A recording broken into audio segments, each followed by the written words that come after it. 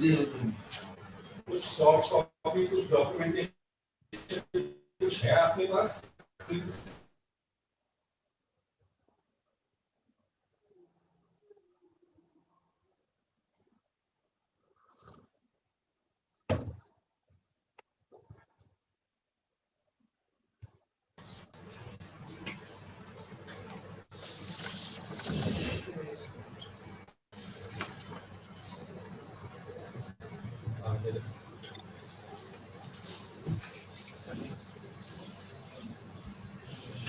We are live on YouTube and we are live on WAF TV as well at both the platforms. We begin at 5. We have still got 3 more minutes to go. There's 2 more minutes to go. Like,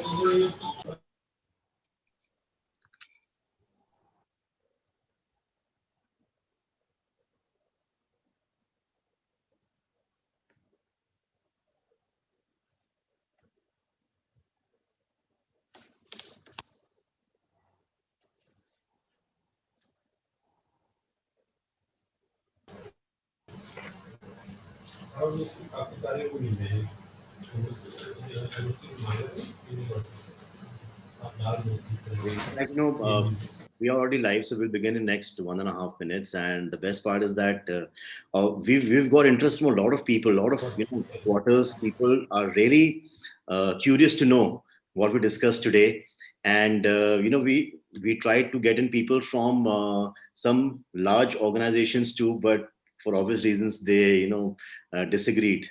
They declined to comment because it's a bit contentious, something in the making, in the wraps. One really needs to be a bit fearless to talk on this topic right now at this stage. So we thought nothing any better than the present set of people that we have, experienced, fearless, unbiased, and top notch of the industry. So less than a minute to go before we begin. Right, Kiran? Yes, just a minute more to go. Less than a minute. Kiran, there are some disturbances coming from your room. You will have to work on that, once we begin. Just a minute. I'll take care of it.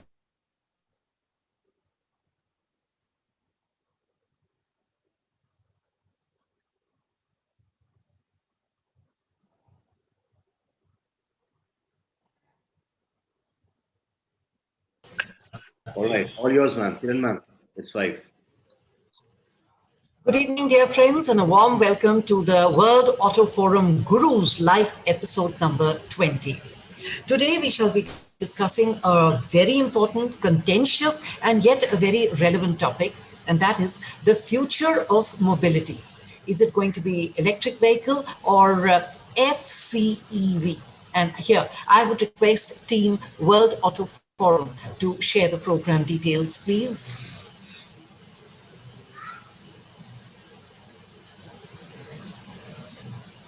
Yes, can you see the screen? Yeah. Right.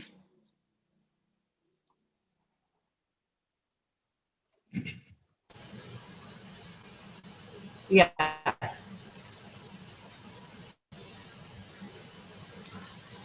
All right.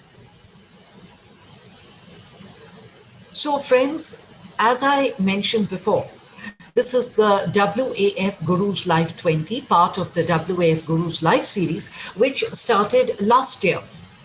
And in the very first week of the lockdown itself, which was the month of March, and you wouldn't believe it, by August 2020, we had more than 1 million views of the WAF Gurus Live. There really couldn't be a better time to get these auto gurus together, as electrification at mobility is clearly a global phenomenon. And looking at the challenges that we face in adopting this, can fuel cell solve the future problems of electric vehicles? The topic that I mentioned before is the future of mobility, EV or FCEV. And to discuss this evening, we have a very impressive lineup of speakers. First, Shivalik Prasad, who's currently helping build the new automotive software platform across global OEM in building an ecosystem around new technologies especially around the cloud, internet, and mobile technologies. Shivalik holds a record of building maps, navigation, and GPS products for 18 automotive OEM in the Indian market from the scratch. He has closely worked with the world's top 5 tech companies from Bay Area and helped them launch India products and delivery centers. He has executed large multi-million dollar deals in China, Japan, India, Germany, South Korea, and USA. He's also been a senior consultant with IBM New York in the auto and pharma verticals. Our next speaker is Vinay K. Piparsanya. Vinay is a global automotive industry veteran who's been associated with Ford Motor Company for 20 years, taking charge of international marketing, sales, and service responsibilities in India and abroad.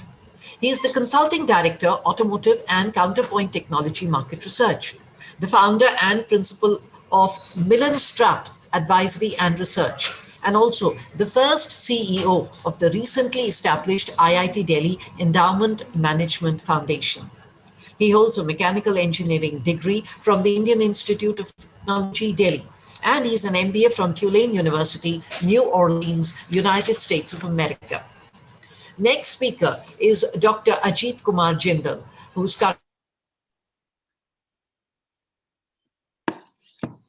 advisory e-mobility and new products technology at Tata Autocoms Limited. Dr. Jindal has Tata Motors Engineering Research Center as advisor, electric and defense vehicles, as well as head engineer, commercial vehicles. Prior to Tata Motors, he's worked in senior positions at Swaraj Mazda Limited and Eicher Motors in the areas of vehicle and engine design. He holds a postdoctoral degree in IC engines and is a chartered engineer and a fellow of IMEC-E, a member of Society of Automotive Engineers, USA. Wow, really impressive. Avik Chattopadhyay, who has an experience of 22 years in the automotive and oil and gas industries. He's been a part of 5 memorable product and brand launches: Maruti Zen, Altex, Mobile, Maruti Suzuki Swift, and Apollo Tires. One IPO, Maruti Suzuki. 3 mergers and acquisitions: Exxon Mobil, Apollo Dunlop, and Apollo Redstein. Wow. He's a global consultant offering strategies and solutions that go all out to transforming brands to transform businesses. And then, of course, the man behind this show, Anuj Guglani, who's the founder and CEO at World Auto Forum, which connects the auto and mobility industry in 125 countries. He's also been the CEO at ACE at Work, a consulting firm for training, strategy, and SOPs for automotive companies around the world. He has also worked with Honda Cars and General Motors at India. He's also the founder of MotorUncle.com, which is a web app for the confused car buyer and hassled car service customer. A graduate in engineering, he did his MBA from IIT Delhi and studied law at the Faculty of Law, University of Delhi. And now, let me introduce you to annual OEM Gold partners. Morris Garages, MG, an iconic British car brand since 1924, taken the Indian market by the storm, known for their 4 pillars: innovation, diversity, communities, and experiences. A third of their workforce constitutes women, which they plan to take to 50%. Volkswagen, a brand that is synonymous to German engineering, build quality and safety and fun to drive experiences. One of the biggest car makers in the world with 150 countries. Annual Gold partner, Gallup's Motor, one of the leading automotive retail chains at India, known for their class-leading professional customer service and loyalty, representing several leading auto brands like Hyundai, BMW, Bajaj, KTM, Tata Motors, CVBW, and more. Once a Gallup's customer, always a Gallup's customer. Annual partners, Focus Engineering India and Focus Technologies Dubai, that offers services like auditing, training, mentoring, consulting, data analysis, market research, business ideas in the field of automotive industry worldwide.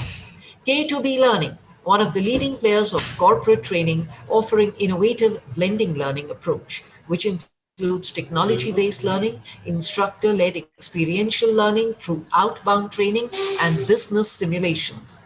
MotorUncle.com, a web app for the confused car buyer and the hassled car service customer. MotorUncle.com offers report cards of cars based on top experts and actual user readings. Annual associate partner, Jubilant Motorworks. Jubilant Motorworks is the award-winning automobile arm of the Jubilant Bhartiya Group. They are known for their professional workforce and memorable customer experience. They represent MG and Audi in several markets at India. Our media partner, Patriot, a newspaper with a fine lineage, started more than 6 decades back by Bharat Ratna Aruna Asif Ali ji. The newspaper is known for their unbiased and engaging editorials. WAF TV, the broadcasting arm of the World Auto Forum. The very place where you're watching this program, AF TV hosts hundreds of videos of top industry thought leaders to empower you with knowledge and mentoring. WAF TV is just a Google away. ExpoSim. ExpoSim is the virtual platform for conferences, exhibitions, expos. It can be set up quickly, works in DIY format, and doesn't need an app to access, and is a device agnostic. So now over to you, Anuj. Thanks a ton, Kiran ma'am. Really appreciate. Great. So friends, a big and a warm welcome to each one of you who's watching us on WAF TV right now all over the world. And of course, a very contentious topic, as rightly said by Kiran ma'am. What is the future of mobility, EV or FCEV? I will quickly, first of all, okay, here's a bump for you. This is what Mr. Elon Musk had said sometime last year, and he continued to tweet in the in the same spirit. So first of all, so the first point being, do you agree with Mr. Musk? Second, electrification and mobility is a clear global phenomenon. Battery, right from mining to acquisition to usage to disposal, is still a perplexing piece and not that environmentally friendly. Then power generation worldwide is still predominantly a fossil fuel dependent process. Can fuel cells solve the future problems of the EV? Should the world directly move to a fuel cell, to a FCEV? What can be the other options? If we don't want to be too topical, if we want to be agnostic of tech, what are the use cases of FCEV versus EV? And of course, what are the inherent complexities and challenges of hydrogen-based mobility? We all know, the world is categorizing hydrogen into blue, green, browns, grays, pinks, turquoise, lots of combination. So what is it, the present stage, how we are acquiring, producing hydrogen, because it is the most common element of the universe, not just the planet Earth. But yeah, in its pure form, it's found very less. What are the processes? What is the future? So a worldwide battery race is on as we speak. So would the fuel cell find a seat at the table? So with this, I stop sharing my screen. And let's begin this discussion and getting Dr. Jindal in the conversation, who has been leading, the ERC on the CV front for decades. So, sir, what is your opinion of FCEV versus EV, especially when it comes to the buses and trucks, the CVs? Yeah, first of all, thank you very much, Anuj, for giving me this opportunity to be present among such a diverse and very knowledgeable panel, and of course your all audience. I think first fundamental thing which having been involved in all kind of vehicle development, IC engine, then battery electric hybrids, then full electric, and then also fuel cell vehicles. Maybe in India, Tata Motors was one of the, I think I would say, pioneers in developing a fuel cell bus for the city usage. So having worked on all, first one thing I would like to say is that between battery electric vehicle and fuel cell electric vehicle, it is not or. If you see, the road to fuel cell electric vehicle leads through EV. It's not that they are either or. So they are electric and this thing, because in fuel cell vehicles also the driveline is all electric. So unless you achieve a maturity on electric driveline, you can't achieve a maturity on the fuel cell electric vehicle. So the difference between a battery electric vehicle and a fuel cell electric vehicle is primarily that how you generate electricity, how you store electricity on the vehicle. Whereas in fuel cell electric vehicle, you generate onboard electricity by storing hydrogen, and then through fuel cell you generate electricity and then drive. Of course, you still carry a battery, though it may not be a very large battery, but you still have to carry a battery. So from an engineering point of view, from an architecture point of view, I would say the 80% of a fuel cell vehicle is already electric, or 80, 90, whatever percentage you may try to give, but it is already electric. But why fuel cell the advantage, why we Tata Motors, we work for fuel cell vehicle is that if you go back a little bit in history, around 10 years back, the batteries, the future of batteries were very uncertain, and it was a evolving technology. The cost of batteries was very high. I remember when we made our first electric vehicle, we paid almost $2,000 per kilowatt hour for batteries. A huge cost. Of course, fuel cell is also not cheap, but yes, the batteries were very expensive, and then charging times were very high. There was a challenges in terms of that long distance travel was almost unimaginable at that time. That how much battery energy densities were not very high. So that's why everybody thought that maybe the ultimate is fuel cell, that then you can charge fill the hydrogen like a gasoline or a diesel, and run for hundreds of kilometers. But what is really the challenges, of course, are there. Maybe in future, I don't want to take the whole time here. We can discuss it in subsequent discussions. But obviously, for fuel cell electric vehicle, there are big challenges, if I may say so. A couple of them are, one is that hydrogen is it's a very delicate fuel, I would say. It's very light. It is not very easy to handle. It can leak. And then, of course, you have to, then there are, of course, if you do energy balance, so there are a lot of challenges in terms of handling the fuel, compression of the hydrogen to really store with the reasonable amount in the vehicles, and the infrastructure cost. There are very high, I would say, cost and challenges, because of which the pace of development of fuel cell electric vehicle has not been what it should have been. Fortunately, the batteries have evolved much faster than fuel cell vehicles. The cost of batteries have come very, very drastically down as compared to, as I said, around 15 years back to today. From 15 to 1500 to 2000, it is now in the range of 150, 160. So, which has really made the battery electric vehicles take little bit precedence over the fuel cell vehicles. So, in nutshell, again, I would repeat that the fuel cell vehicles do definitely have a future, provided the challenges which we see today in terms of cost, infrastructure, cost, and how to produce hydrogen.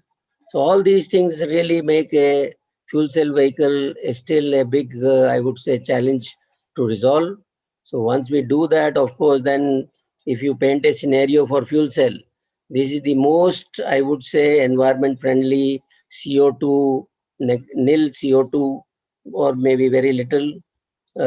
So no addition to CO2, provided it is produced by either solar or hydro or wind power. The hydrogen is produced by that. Then this is the most environment friendly technology, I would say, which can exist on the earth. So I Great. will stop here. Maybe we can discuss more subjects later on. Surely, Dr. Jindal. So yes, Dr. Jindal very clearly, shared the challenges of hydrogen.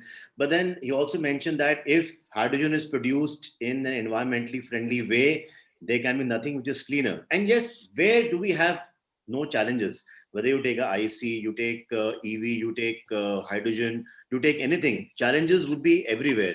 But if we can select a technology and we can start building an ecosystem which is most environment friendly. For example, something which really touches my heart, on a personal level. You have the IC, there are emissions. Yeah, we can work on Euro 6, BS6, fine. We have an EV where there are no emissions, not depending on the source of the electricity. Now you have the fuel cell. Again, depending on whether the hydrogen is green or blue or gray or black or whichever color. But in a fuel cell, it takes in the air. It needs air. So it takes the air from the atmosphere and it needs to purify that air, because it can only serve purest air to the fuel cell, and it produces in excess. So whatever air is left unused, it gives it back to the atmosphere. So actually, FCV as a vehicle is also cleaning the air around when it's moving. So it's something which really touches my heart, on a technology standpoint. If you see, and also the battery in a fuel cell, it might be just less than 5% of the capacity, something like a strong hybrid. So the battery component, I personally feel, is a very small thing, a very small piece in an FCEV. The bigger piece which we need to really solve is how to procure, how to distribute the environmentally friendly hydrogen. So with that, if we can come to Vinay, Mr. Vinay Pipersania, who's donned several hats in the automotive industry. He's been an industry veteran, and now the latest the hat that is donning is the CEO of IIT Delhi Endowment Management Foundation. So Vinay, you keep seeing so much of technology now firsthand at the institute. What really inspires you towards these latest upcoming technologies? All over to you. Oh, thanks, Anuj, and good evening, everyone. It's a pleasure to be amongst you.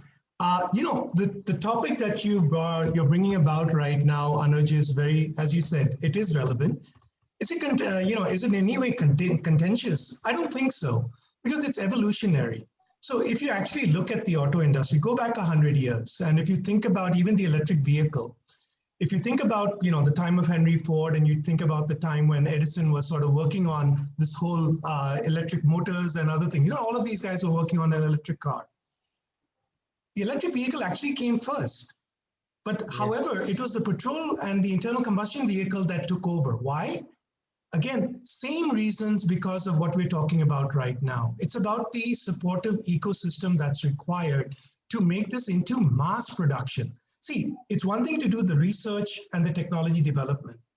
It's altogether another one to have somebody invest in that technology as an industry and try to market it and bring it into a situation where it could be used safely, productively, and in a mass sort of way, in a very standardized way and a regulated way.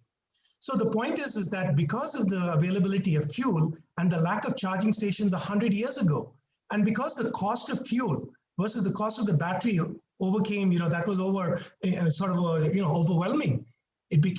We saw patrol cars take over, and that's when the production started, the scale started, and after that, there was just no way electric cars could keep pace, and it just kept falling back. And it's 100 years later that it's becoming relevant again, because it's, the collateral damage to the environment is now being very rapidly felt. So unfortunately, I think all of us in the auto manufacturing, all of us in policy, and we were talking about this earlier, we are reactive. And it always comes down to cost. Even though we all agree, and we've all come to the conclusion that this technology is the cleanest. Why? Of course, hydrogen is the first, the earliest element in the sort of periodic table. We know that, but the point that we're making here is that how do you actually bring the cost? How do you bring the sort of the collaboration for everybody to start investing with a common direction that we are going to make this work? Now, if you think about it, it's not going to happen at this time. Yes, you will have fuel cell cars, but it'll be much, much later. What is happening right now is that we got auto companies who are in a state of transition. So you got all the manufacturers and have been a part of all these changes. The thing is that we talked about this happening years ago. Where were we going to place our bets on? Are we going to place it on electric vehicles? Are we going to place it on fuel cells? A number of sort of lab testing and all those were done. The point was that the safest and the most scalable solution was coming from the electric vehicle. And the point was that we didn't have to work out sort of a distribution or a manufacturing sort of collaboration or investment in hydrogen. Electric grids were already there. So it was just really tapping onto that. It was just finding out how to distribute that and then come up with a sort of a sub-solution which would then keep pace with whatever was the volumes that are projected. If you think about all the announcements that you've heard from all the major auto manufacturers, take it VW, take it BMW, take it Ford, take it General Motors, everybody is committing to electric vehicles by 2030. So with that kind of a commitment, there is no way they're going to bifurcate their financials and their capacities to this will go into fuel cells, this will go into that. No. I think each player is going to take their choices. And just like the way electric vehicle happened when the time when everybody was internal combustion, a new player who doesn't have those legacy costs or any of those capital investments, already in place trying to recover that, they're going to come up with a solution and they're going to move forward. This is exactly what we're seeing right now in the fuel cells. You have a few new players coming, and it is in the commercial vehicles. Why? Because there, the cost equation works out the most relevant, and it works out, as a business case which becomes fairly relevant for them to consider to go, to move and progress to. So think about it again. All auto manufacturers that are new right now in the electric vehicles, they're going to stick to that.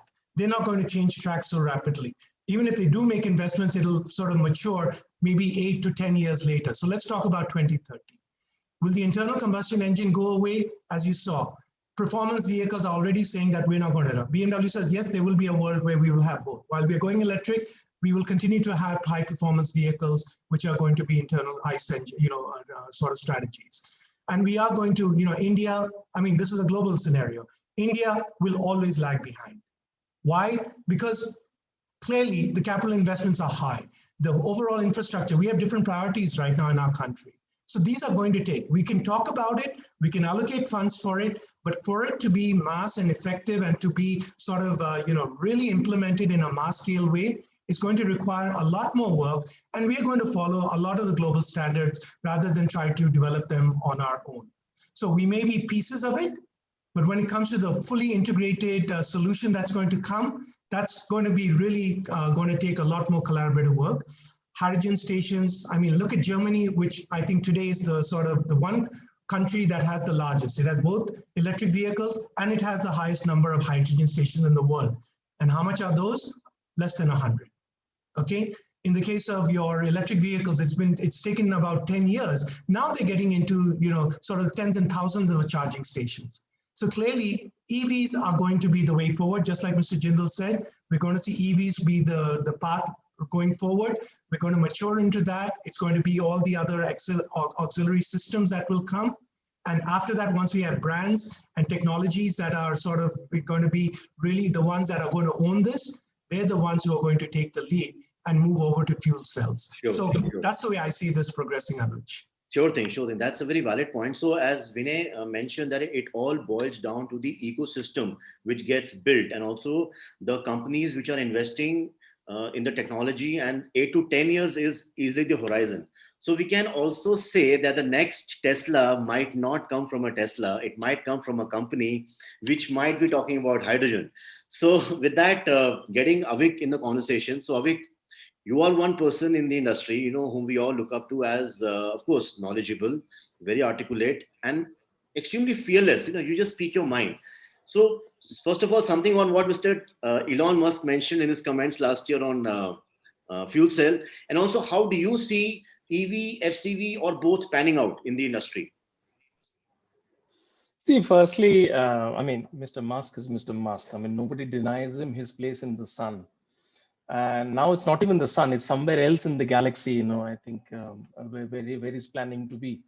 But, I think he was talking about the stock market when he said that any fool, it would be only a fool who would sell FCEV stocks, right? I don't think he meant that, only a fool would sell FCEVs, right? But anyway, yes, we've had Dr. Jindal, we've had Vinay sir, very, very nicely articulating the future. And to me, I strongly believe in one in one reality, which is there cannot be any energy or propulsion system in the world which is actually zero impact or zero emission. Cannot be. Okay, the nature of creating an energy system to propel something which is man-made, okay, inherent in it is actually depleting some resource, right? And you're depleting more than what you can actually give back. So if you're talking even about solar, and if you're talking about wind, and if you're talking about hydro, you will be making massive wind turbines. Okay, you'll be using a lot of metal to do that, right? The entire manufacturing process of manufacturing wind turbines would be polluting enough. right? If you're manufacturing photovoltaic cells at gazillions of capacities, the process of manufacturing photovoltaic cells would be polluting enough. So let's actually not kid ourselves that electric mobility is clean and hydrogen is going to be cleaner, and tomorrow, I don't know, titanium may come which will be the cleanest. Nothing. All we are trying to do is we're trying to reduce the deliberate negative impact that we've had as consumers on the environment.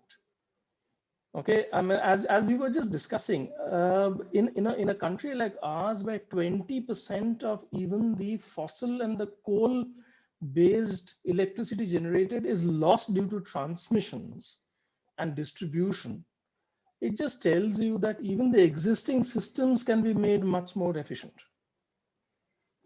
Right? It is somewhere a lack of, whether it is deliberate or it is just simply callousness, but the lack of bringing in efficiencies into our systems also leads to huge level of energy losses. Right? I mean, we are a country which generates 70% of our electricity through coal and fossil fuels, and then we import coal because the coal that we have in our country is very high ash. Okay, and therefore the entire process of coal power generation is very, very wasteful, it seems. The one thing I want to highlight here is, and as Dr. Jindal said and Vanessa said, this decade is the decade of electrification. Nobody denies it, right? The next decade is going to be the same electric guys are going to become really big, right? They're like tomorrow's General Motors, they're tomorrow's Fords. They're going to become mammoth. They're going to become bureaucratic. They're going to become process driven. They're going to lose their edge of disruption. And then tomorrow's Tesla will not be a Tesla. Tomorrow it will be called something else altogether, right? Because Tesla will become very large. They'll become greedy. They'll try to be monopolistic. They'll get into cartels. They want to keep electricity alive, just the way electricity was killed by the fossil fuel guys in the late 1800s and the early 1910s, 1920s. The same way, the electricity guys who are today are, your mavericks, tomorrow will actually become the monarchs, and they'll become so large, they'll form a cartel to keep the other guys out. So, and this is the cycle of life. This is bound to happen. Okay. Therefore, look at people 20 years from now who would be the next someone who will again come and disrupt. And that is what actually keeps us alive, right? The one thing I would like to, I was reading a report, a very interesting report by Polestar. Okay. Polestar is this division of Volvo that all of us know, right? They're into manufacturing performance electric vehicles. So they've just released the Polestar 2. They did that, I think, towards the last quarter of last year. And they actually released a report, okay, which was so interesting because it said that it takes 112,000 kilometers for a Polestar 2 to finally overtake, okay, or finally come below the greenhouse gas emissions done by a Volvo XC40. Now, this to me was really, really interesting because they're saying, guys, let's get realistic. Okay, it's not just as to what the vehicle is emitting. Let us put into account all that's gone behind putting in the stuff which helps you emit less in the vehicle. So as you talked about the batteries, okay? I mean, you're talking about cobalt being used here. 50% of the cobalt comes from DRC, some southern part of DRC, right? 60% of the world's cobalt is used actually by the battery manufacturers. And there is complete violation of human rights when it actually comes to mining cobalt in DRC or in most parts of the world, right? Similarly, the amount of thermoplastics that you use in manufacturing the battery packaging and the battery cells and the pouches and the prisms. I mean, I remember having read a report by the University of Stuttgart where they said that, if this were really to multiply and magnify in the way we are saying, we would actually be using more of petrochemicals, okay, than what we are using right now. So the jury is out, okay. It is inevitable that it is going electric, but then give it another 20 years, there'll be someone else who will come in and they'll actually want to disrupt the entire system. Just that the gestation periods are getting shorter, and even, let's say, the periods of rule, okay, as to how long you're ruling, they're also getting shorter. Absolutely. So when it comes to the battery piece, so we all know that, whenever it comes to the cost of acquisition for an EV, even now, the biggest deterrent is the battery cost, the battery size, the kind of geopolitical scenario which is getting built, who owns the maximum cobalt, lithium, resources across the world, how the mining is done, as Avik rightly mentioned, there's a gross human right violations. So battery in itself, right from the mining to the acquisition to the usage to the disposal, in itself is a pretty tricky piece. If hydrogen can help us replace it, simplify things, help in lower the emissions, at the same time, people say that, hey, if you use hydrogen, there is a 70% reduction in efficiency right from the moment you extract to the moment you are refilling the vehicle. But then the people say that, hey, it is 3 times more efficient than an IC engine. Then people say, hey, you need less than 5% of the battery size in a FCEV, because you are recovering energy and you are just using for idling and maintaining the power and torque transmission. So the jury actually is out from both sides, and possibly I think what Vinay had mentioned that whichever ecosystem is stronger possibly might take away the cake. So right now everybody, right from the governments to the lobbyists to the companies, everybody is investing in electrification. So that might be the flavor of the decade. But can we be ready for fuel cell? What we need to do, how it will get disrupted, the next Tesla coming from a fuel cell, because Mr. Elon Musk has simply dismissed it as what we have just seen. So getting Shivalik in the conversation. So Shivalik, you have been the torchbearer of technology. You have done so much of business. You have done business development. You have sold businesses left, right, and center. From a pure business opportunity standpoint, what is your take on fuel cell versus EV? There is no right answer or wrong answer, right? Every forecast is wrong. That's one of the things I learned in college. Forecasting is always wrong. But my 2 cents, and then thanks for having me on the forum. Anything that is sexy sells, okay? And if you look at Nokia mobile phones, it had whatever 90% market share. Along comes Apple, everyone laughed at it. I remember there was a report from Morgan or Merrill or Goldman, one of these guys, and said, they will only sell X number of mobile devices. And they removed buttons, and they basically went into a complete touchscreen phone, and many of us bought those phones that time, iPhone 1, and they made an app store, and the world changed as we know it, right? Nokia, BlackBerry, etc. died. We all went into a touchscreen phone, and Apple was supposed to be a limited product device. It was only supposed to be for some rich people, right? Today they have 1 billion connected Apple devices real time across the globe, right? So everyone's income has gone up. The world GDP is growing. So it's very difficult to predict, right? That's one. Second, if you look at automotive, I think we have to break our discussion down into India and non-India. India is a very unique situation where we have bullock carts, cycles, e-rickshaws, rickshaws, BMWs, Ferraris, everything goes on the road here, right? It is not like Germany, and it's not like Japan. We are not as regulated, neither as disciplined, even though the government tries to make us regulated, but we always find a way around it. So in India, it is not the sexy that sells, it's the convenient that sells. And anything which is convenient does well. So if you look at Indian electricity network, for example, in the British times, most of the towns in India had their own power plant across the country, right? And after independence, most of these power plants were nationalized or they shut down, and we all went to a national grid, except for the city of Mumbai. Mumbai still has its own Tata power plant. It's a dedicated power plant for our own city. We never lose electricity. We've never had electricity problems in this city, right? It's a dedicated, defined power plant. Most of the, even places like Chhapra and Bihar have their own power plant, and you can search this on the internet, right? Along came national grids. Now, this whole concept of fuel cell, why is it coming up? So if you notice, if the fuel cell becomes competitive, the oil companies become irrelevant effectively, right? And they are a large business. They are trillions of dollars, not even billions, right? So they need to find a new fuel to sell. So hydrogen works well for them. They have to put up mega plants, mega amount of investments. Again, you need to put up petrol pumps, which they already have. They have to just retrofit and convert. So that's a path that the oil majors will get into it, because that's a business model that they understand, right?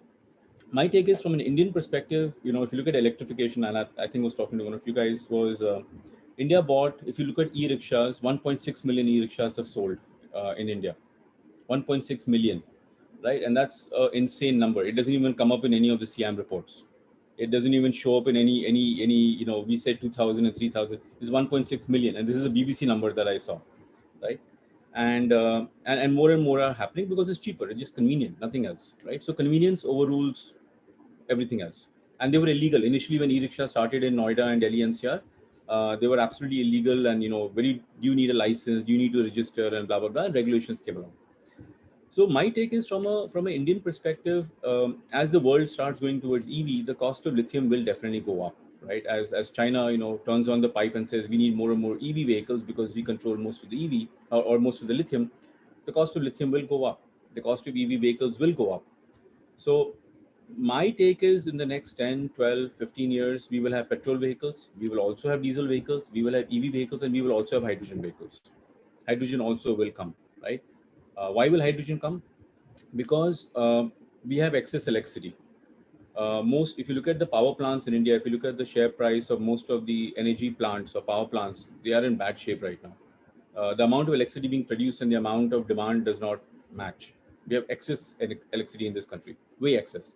And we are going for heavy amount of solar and heavy amount of wind power in a big way. So what do you do with all this electricity? And if your EV vehicle is expensive, then you start this whole same problem that Denmark has right now or Norway has.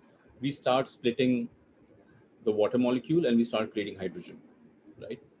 And that is around the corner. That will come, right? And that will not come up with mega companies in India. They'll come up with microgrids. You'll have something in Coimbatore, something in Salem, something in Palghat, something in Bhubaneswar. It will be in different places, small units, where for that small market, you will start seeing these, small mobility vehicles or small low-cost vehicles, which will come up, right? It may not be a top-of-the-line Tata Motors or a Mahindra or a Maruti or something. It will be unknown brands which work well for that local market. It's cost-effective. Exactly what is happening in the EV two-wheeler space right now.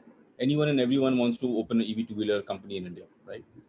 So to answer your question again, I think there will be a series from an Indian market perspective. You'll have everything happening. Hydrogen definitely, fuel cells will definitely come in. May not be, they may just start burning hydrogen for all you know. It may not even be, a fuel cell. You may just, like how you have a CNG, IC engine kind of thing. There'll be a retrofitting kit or something, and then you start burning hydrogen as a fuel. Because people will figure it out and then say, okay, there is money to be made here, right? And let's do it only for my tempo, which is running in Bhubaneswar from point A to point B, right?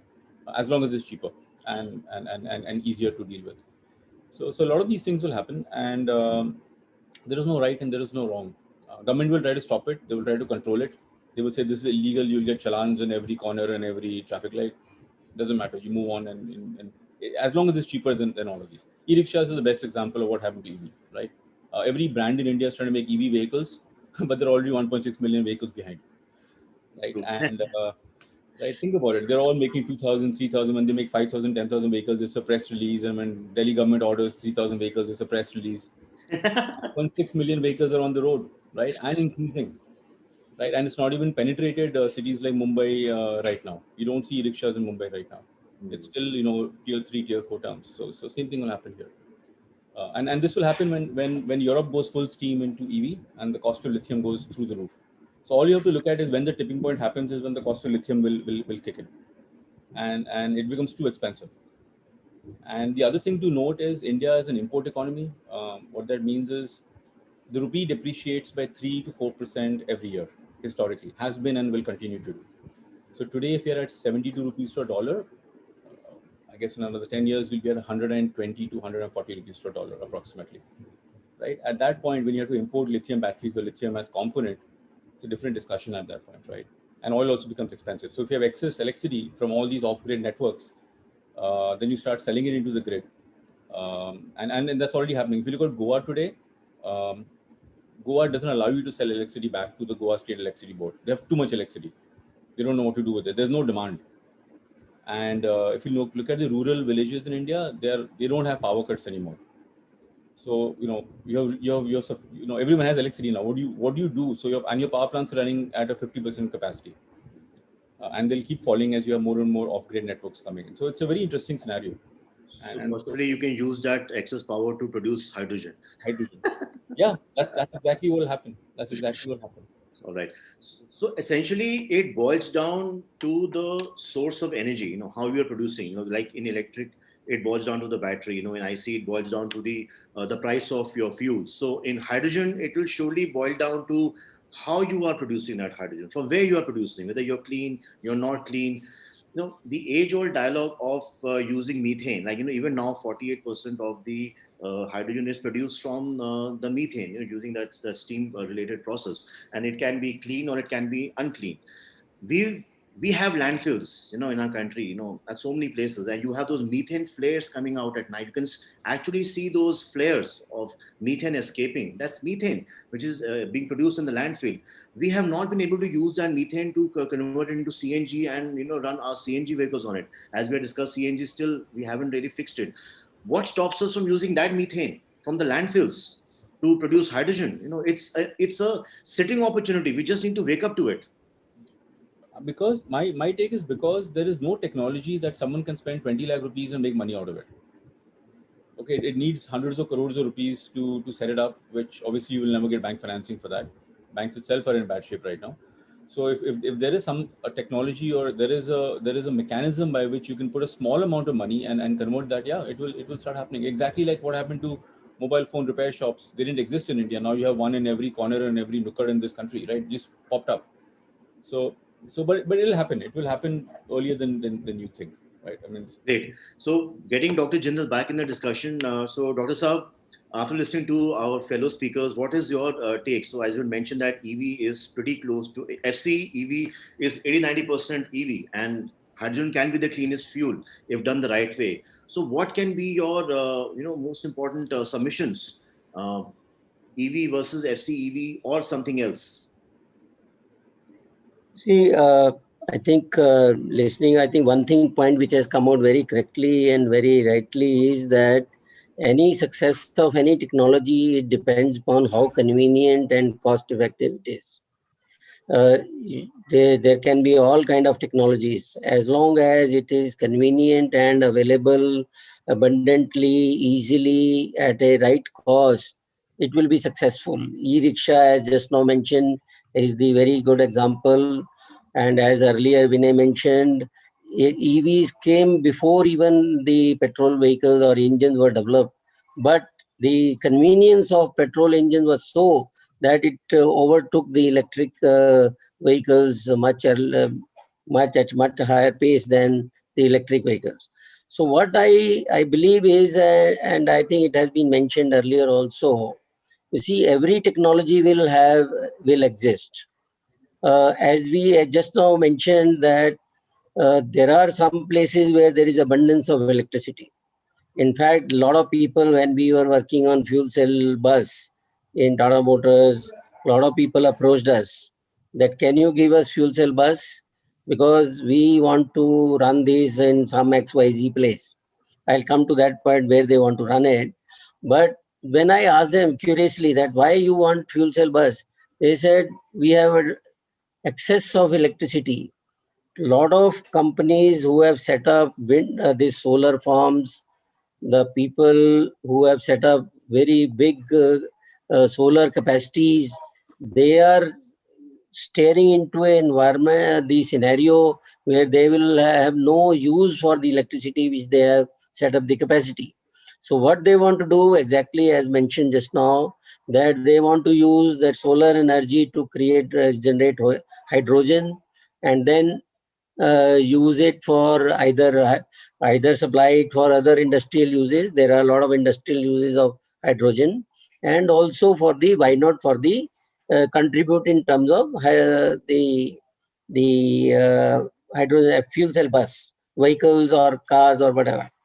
The second aspect is that there will be a, whether it is expensive or there is a cost of infrastructure, but there will be certain places where maybe fuel cell vehicle will still make a sense.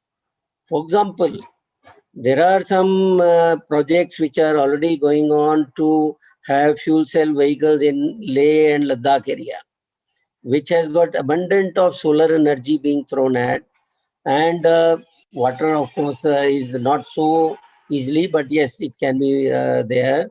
So to generate hydrogen from solar in those areas and then run very environment friendly vehicles. So you can imagine, as compared to ferrying the fuel right from the plains or the refineries to Leh and Ladakh, is also a cost to all the companies. So there it will make a sense. The other, there can be many other areas which are very highly sensitive areas in terms of the emissions, or in terms of the availability of the fuels, where if there is a fuel hydrogen is available, it can be made. The second example of that is, like for example, again, why Tata Motors went into making fuel cell vehicles, because when we were talking to Tata Chemicals, they have in Mithapur a plant producing salt and the other chemicals, soda ash plant. Their hydrogen is a byproduct. Today, as I think you mentioned, that it is just being released. In fact, they have no way to really harness that, put that into the cylinders and ferry it to other places. In fact, there was a project run in Tata Group per se, to see that how we can utilize that hydrogen, because it is free. There's no cost of hydrogen. But the unfortunate part is that, and then run the small fuel cell generators, fuel cell plants for running the transmission towers, because they are all at remote places. They don't get either reaching the electricity is difficult, or there are places where there's no electricity, or there are places where taking fuel it's a problem, or they are not manned. So such places we tried to get the hydrogen there and run a fuel cell, but again, cost of ferrying the hydrogen was a big deterrent. But maybe yes, those things can be resolved when the other options become expensive. Then maybe this option will become more viable and say practical. So I think the point is that the fuel cell technology as a technology is something which is has been there since ages. I was just reading at some point of time, 1838 fuel cell were invented. Absolutely. But it took 100 years to make a practical fuel cell. And then it has taken almost now 70, 80 years to make a really good. We have been tracking the fuel cell stack development. So that itself is in fact, it's no big difference between making a fuel cell stack versus making a battery pack, because it all uses precious elements, platinum as a catalyst. And then while in the process of producing fuel cell stack, also you need other proton exchange membrane, or if it is solid oxide, then you need many other things. There are different types of fuel cell also. So I think the crux of the whole thing is that yes, there will be places where fuel cell today also makes sense, and in the future it will make sense there, because there will be no other alternative. And of course, also today the ideal thing for a vehicle, fuel cell electric vehicle, would be that you can produce hydrogen on board. So in fact, there was again a thought process on that can we put a reformer on board on the vehicle?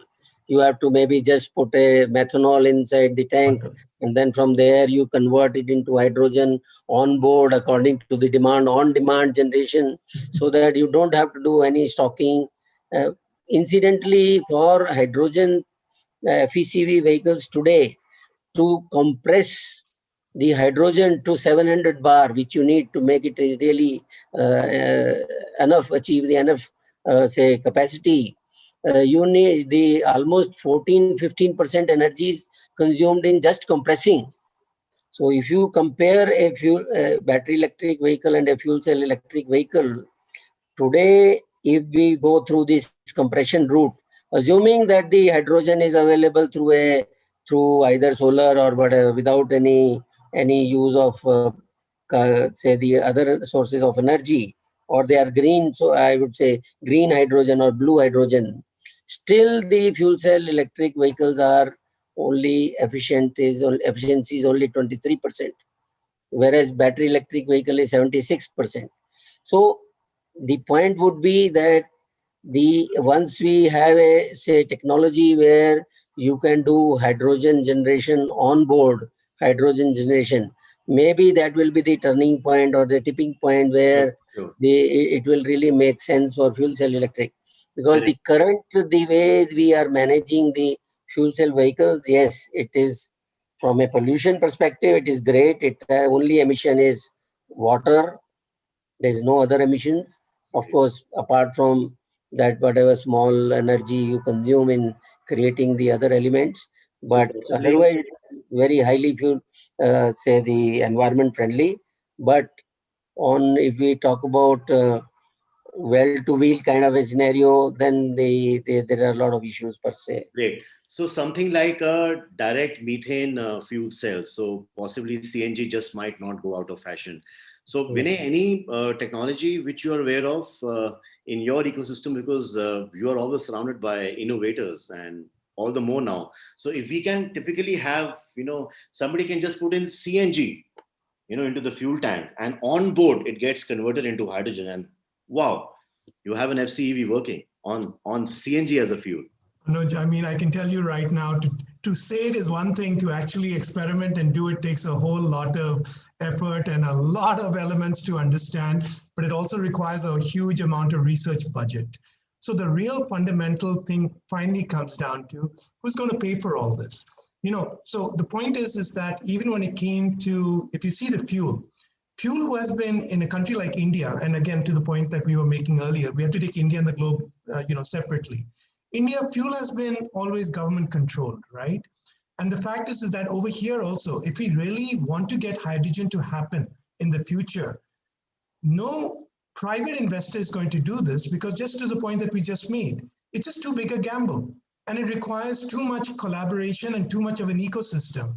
So somewhere, I think, all governments will have to collaborate together. I think the whole planet will have to collaborate together to sort of move this forward, if it's such a sort of a thing. And I think that kind of vision is required right now to make it. I mean, we're having a tough time as it is, this whole business of carbon credits, all, whatever is the climate agreements, we will need to come to that.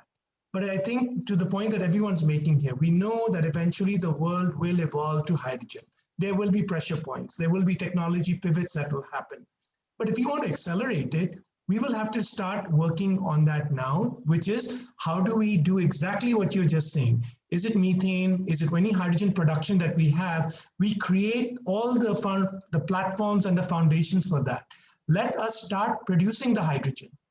That's the way you made for electricity. Yes, now we have a surplus. Good. Surplus is not a bad problem to have. But the point is that it gives an opportunity. Yes, let's make the hydrogen now, and let's keep the hydrogen. It's storable. It can be stored in tanks. We'll have a whole new ecosystem where safety is going to be another issue. We're going to have the portability of that is going to be an issue. But you know what? It can be worked out if we start having scale. And if we start reading these elements, it will create the opportunity for the next one and for the next one. So let's make that start would be the way forward.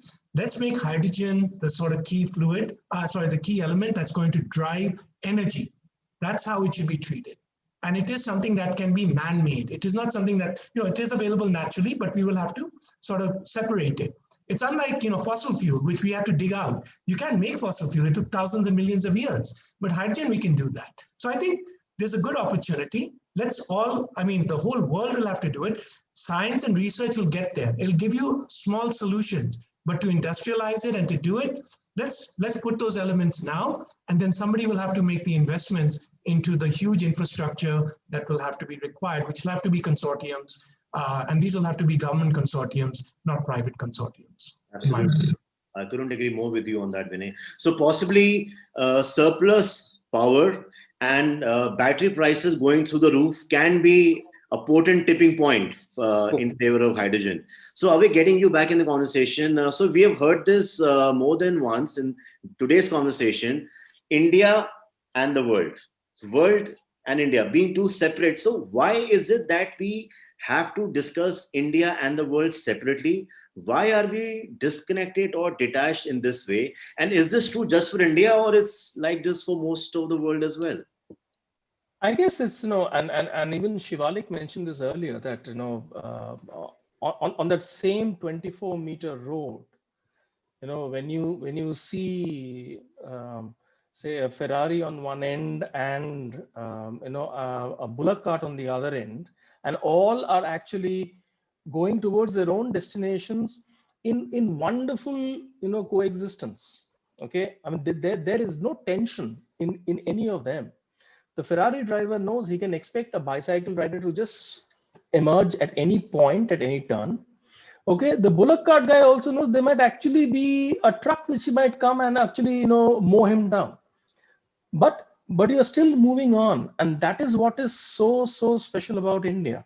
And I guess it is and it is the same with I would say any large diverse, multilingual, multicultural country. I mean, look at the way Brazil has actually had its own wonderful solution with flex fuels. Okay. And they started on this. I mean, Vanessa would know very well because Ford got into it also, I think, in the 1970s in Brazil with flex fuels, right? I mean, they are talking about E100. Right. Yeah, absolutely. I mean, they're talking about E100, right? In India, we are experimenting with E20. Yeah, that's what we're doing. So it's just that Brazil decided that, guys, we need to move on that. And as Vanessa correctly said, it was backed by the government. Okay, so you have the National Hydrogen Mission, which has been announced in this year's budget, but you've kept 25 crores of rupees. I mean, if you had serious technologists in your mission, that would be 50% of their salaries, actually, annual salaries. Yeah, and you want to run a national hydrogen mission, but when you see when you read the paper that they've set out, I mean, they are talking about collaborations. Okay, they are talking about getting the private sector also into this, but it has to be run by the government. And the government and we as India have to decide that we need to have our own unique ecosystems solutions, right? So India is not going to be away from the world. It's going to be a part of the world. India can also set certain benchmarks, just the way Brazil set a very interesting benchmark. Just the way China has set its benchmark on electric mobility. Okay. I mean, why can't India actually take up this entire challenge and say India will create its own unique solutions when it comes to hydrogen? Yeah. And we are going to move ahead. I mean, somewhere, I guess, in some space of technology, I mean, I guess we can set a global benchmark. And maybe this is the one opportunity that we have. But it will require massive support from the government. Okay, it can't do with paltry budgets, because when you think big, you have to show that you actually think big, and that is important. Absolutely, well said, Avik. So yes, so the government needs to show its seriousness, and having a good, decent budget can be a good way to begin. And yes, we can actually set global benchmarks when it comes to hydrogen. That's for sure. And if some way we can connect, just the way, I remember at Vinay at the Pan IIT 2008, I think if I'm not wrong, we had this IIT for ITI program. So similarly, we can have a landfill to hydrogen program, something like that. I think that can be phenomenal. We can kill multiple birds with one stone. We can ward off our diseases. We can ward off our air pollution, methane flares, energy wastage, and self-sufficiency in energy. No, as Shivalik said, we have to make it sexy. That's when it's going to catch the imagination. And convenient too, right? So Shivalik, your buzzwords have really become famous now. So over to you before we start again with the closing remarks. So Shivalik, what would you like to say? What are the top 3 things we need to do if we really want to be a hydrogen economy? First of all, should we be one? I think we have to have our own solution for energy. Whether we should be or not be, we will be, because as I said, lithium is controlled by one country, and oil is polluting us. If you're in Delhi NCR, I guess it's it's tough for you guys. So something has to be done. The only thing is the government has to deregulate. Let small and medium entrepreneurs, the guy sitting in Agra, let him come up with his own little solution. Empower him. And typically what I have seen is, if the government decide and the people decide, it happens. Mobile phone, I think, is the best example. We have the cheapest data plans in the world today. I remember I used to live in the US for a long time, and I had come back to India in 2002. And there was a lot of talk in South Bombay at that time that, hey, we have so many people and we have so few towers. How will it work? We'll always have drop network and drop signal and blah, blah, blah, blah, blah. Right? And, we have 900 million active people on our network. The same, we somehow managed to make it run through a series of spectrums and a series of regulations, and, 16 operators to 3 operators, and maybe it'll increase again. So we will keep chugging along. Indians are very entrepreneurial. So as long as the government doesn't come in the way, I think the market will find a solution. That's my belief. Right? Great. And low cost solutions. So as long as the government doesn't come in the way, government should not come in the way. I have a different approach. I think the government should just set high level policies and put a framework and let the market take care of it. And the Indian market is hyper efficient. It is not super efficient. It is hyper efficient. Absolutely. So last 15 seconds of closing remarks from all the speakers, if we can begin, and so mobile phone, e-rickshaw, hydrogen. Can hydrogen add to this list in next 5 years? So in 15 seconds, if we can have closing remarks from all the speakers. So starting with Dr. Jindal. You're muted. Oh, sorry. I won't be so optimistic that it can happen in next 5 years, but yes, definitely, maybe it has to happen in maybe 15 years or so. And by that time, probably we would have found a solution to produce hydrogen on board on the vehicles, so that you can run your vehicle on hydrogen with zero emissions. Great. Fantastic. Vinay, all yours. I think we're going to have battery electric vehicles first, and then we're going to go over to fuel cells. So fuel cells are there in the future, but we will first have battery electric vehicles in sort of a comprehensive way. Okay, so you also tend to agree with Dr. Jindal. It's more than 5 years away, say a decade? Oh, no, it's the next decade. Next decade? All right. So Avik, your closing remarks, please. I think in this decade, what we will see is we will definitely see a disruption from hydrogen, or disruption with hydrogen. It might have its own specific application, right? For example, it might actually come onto fleets, or it might come onto public transport. But I do see a definite disruption coming in with hydrogen within this decade. Great. And it must happen. It must happen. Okay. So Shivalik? 2 points. One is the US interest rates. If that hits 5%, our rupee goes down the toilet, and our exchange rate collapses. Our oil prices go through the roof, and so do the battery prices go through the roof. It will force us to look for a new alternative fuel. And it will happen pretty soon, because the interest rates in the US are rising after many, many decades. So I agree. I agree with you there, Shivalik. I feel that necessity, as always, has been the mother of invention. And till last year, World Order Forum had been doing mostly, in fact, only offline events. So once we got into the lockdown, within the first week of March, we started WAF Gurus Live. Within 4 months, 1 million plus views, and we are going. There's been no looking back. Twice a month, we are doing WAF Gurus Live, and the acceptance is amazing. So once we reach that point where the battery prices are, through the roof, the fuel prices, conventional fuels are through the roof. We have oversupply of electricity. We have to be Atmanirbhar. We have to do something different. We don't have any mines of cobalt, lithium. We'll be against the wall. So this just might make sense.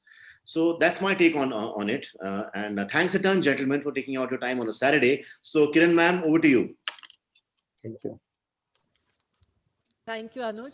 I was listening to all the speakers with keen interest, and what has impressed me most in this session, that here I've got the top auto gurus, top of the line, automobile industry guys sitting here, and so well qualified with fantastic experience. But what has been their driving force throughout has been their concern for the environment, has been their concern for going green, has been their concern for India's image in this industry, and not so much the profit. Yeah, you know, weighed the pros and cons of every kind of fuel, and I guess nothing is 100% great, and we just go for that and leave the rest. What the existing options that we do have, you are consistently stressing on the need and the urgency to work on it. It still has a whole lot of problems with it, cost problems, environment problems, and you people do see a future, if not in 5 years, in 15 years. But yes, you people have sounded very optimistic that India is going to set a benchmark, and India is not in isolation. It is in fact leading the world.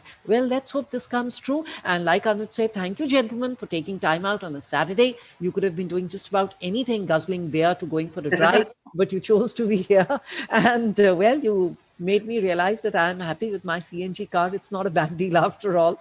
Thank you, gentlemen, so much for being a part of this lively discussion. Guzzling hydrogen soon. Thank you. Yeah, thank you, everyone, and wish everyone a very, very happy Navroz. All the best. Thank you. Happy New Year. Thank you. Thank you. Nice to meet you, Bye. gentlemen. Thanks. Stay safe. Take care. Bye.